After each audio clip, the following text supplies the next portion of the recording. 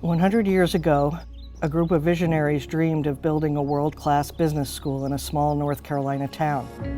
Today, more than a century later, Kenan Flagler Business School shines at the forefront of innovation thanks to the many who've devoted their lives to advancing business education at UNC Chapel Hill and beyond. The Kenan Flagler Business School is pleased to announce the launch of its Hall of Fame, celebrating the lives and contributions of these heroes of our history.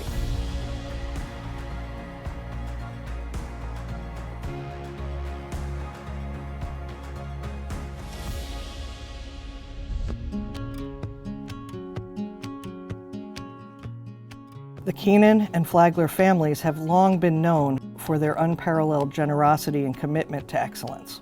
Henry Flagler amassed a fortune as a founder of Standard Oil Company, and after he and his wife, Mary Lily Kenan, passed, their considerable wealth helped launch many important campus initiatives, including the Kenan Professorship Endowment and the Kenan Institute of Private Enterprise.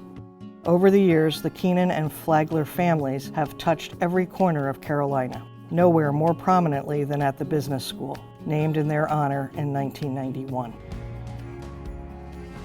One of the things that Frank used to like to say is that when you're in business with people, you want somebody who is energetic, intelligent, and who has integrity. And he said, if you don't have the third thing, the first two will kill you. I have a wonderful picture of him the day that he gave away something like $40 million. He was one of the happiest people you've ever seen. Well, I've always just immediately thought Tom was perfectly adorable. He doesn't see his role as a trustee of the Kenan Trust as some grand thing. He's very much down in the weeds with everybody.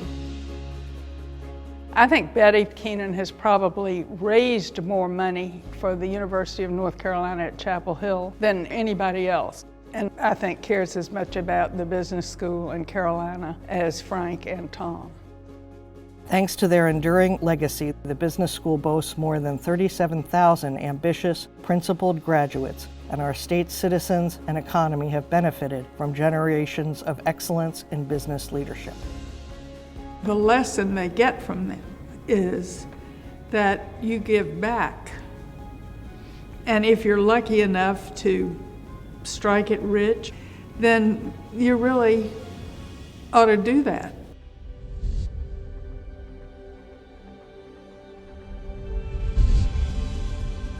In a career few can match, Jack Evans has devoted 50 years of service to Carolina, including multiple tenures as Dean of the Business School.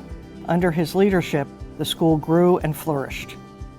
In addition to receiving several prestigious awards, he enhanced its undergraduate program and launched its Masters of Accounting and Executive MBA programs. The first time I met Jack was as a brand new faculty member, and Jack was way up there. I probably would say I, like many young faculty, Jack is who you aspire to be. He never thinks about Jack first. It's always the school, it's always the university.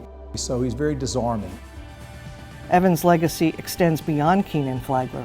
He's held positions as interim vice chancellor for finance and program chair of the NCAA Colloquium on Academic Reform, among others. I don't think there's anything at the school that Jack hasn't left his imprint on. He's transformed who we are.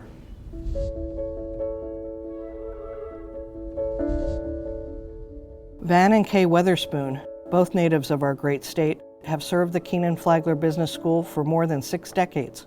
The highly regarded Weatherspoon Lecture Series has brought dozens of revered speakers to the UNC campus, and the annual Weatherspoon Award remains among the greatest honors our faculty and staff can receive.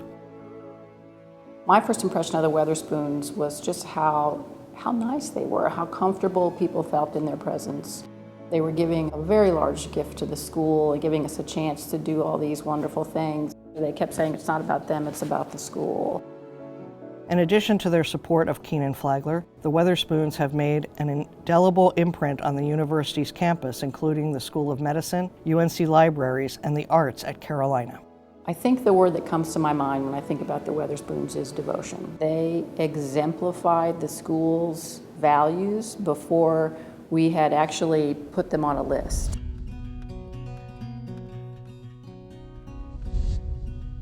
Dudley Carroll established the Department of Commerce at Carolina in 1919 and served as its dean for 31 years.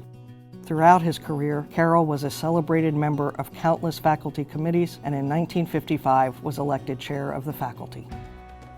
I think he embodied the core values Kenan Flagler has.